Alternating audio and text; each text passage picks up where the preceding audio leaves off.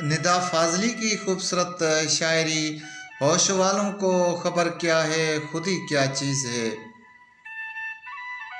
होश वालों को खबर क्या है, खुद ही क्या चीज़ है। इश्क कीजिए फिर समझिए ज़िंदगी क्या चीज़ है। उनसे नज़रें क्या मिली, रोशन फिजाएं हो गईं। आज जाना प्यार की जादूगरी क्या चीज़ है। बिखरे जुल्फों ने सिखाई मौसमों को शायरी। झुकती आंखों ने बताया मैकशी क्या चीज़ है। होश वालों को खबर क्या है, खुद ही क्या चीज़ है। इश्क कीजिए फिर समझिए ज़िंदगी क्या चीज़ है।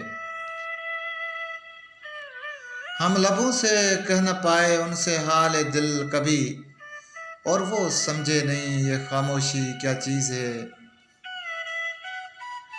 होश वालों को खबर क्या है, खुद ही क्या चीज़ है। इश्क कीजिए फिर समझिए ज़िंदगी क्या चीज़ है।